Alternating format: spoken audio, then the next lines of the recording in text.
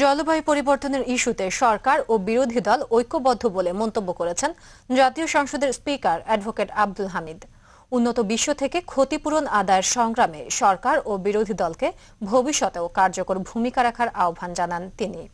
জলবায়ু পরিবর্তন বিষয়ক এক কর্মশালায় প্রধান অতিথির বক্তব্যে এসব কথা বলেন স্পিকার। বিস্তারিত জানাচ্ছেন ইমরান আনসারি।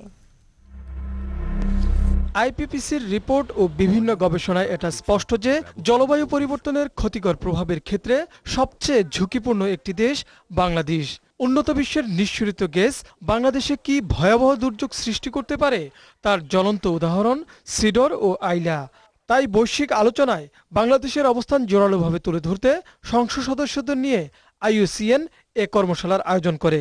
এতে জলবায়ু পরিবর্তনের বিভিন্ন ক্ষতিকর দিক তুলে ধরেন অংশগ্রহণকারীরা।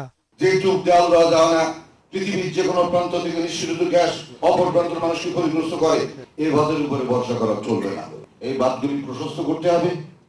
এই বাঁধগুলি আমার এলাকার সাজেশন আমি দিতে পারি, এখন যে হাইটটা আছে এর উপরে কমপক্ষে 1 মিটার হাইট বৃদ্ধি করতে হবে। বড় দিকে যদি করে দেন তাহলে পরে সুবিধা হবে যে সেখানে পানিটা থাকে, মানুষ তো টেনে নিতে পারবে।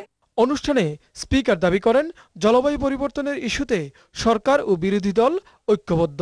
সরকার এবং বিরোধী দল একইভাবে এই ব্যাপারে আমরা ঐক্যবদ্ধ এবং এটা জাতি অনেক বেশি আশাবাদী হবে বলে মনে করি। জলবায়ু পরিবর্তনে কেবল উপকূলই ক্ষতিগ্রস্ত হবে না, হাওর অঞ্চলে এর সরাসরি প্রভাব পড়বে বলে মন্তব্য করেন স্পিকার। 1-1.5-2 মিটার পানি যদি বৃদ্ধি পেয়ে যায় তাহলে ওই হাওরের পানি নামবেও না, আর ওখানে কোনো 6 মাস শুকানো অবস্থা বা চাষাবাস করার কিছু ব্যবস্থাও থাকবে না। পরিবেশ প্রতিমন্ত্রী ডক্টর হাসান মাহমুদের সভাপতিত্বে অনুষ্ঠিত এক কর্মশালায় আন্তর্জাতিক আলোচনা কৌশলের বিভিন্ন দিক তুলে ধরা হয়। ইমরান আনসারি, দিগন্ত টেলিভিশন, ঢাকা।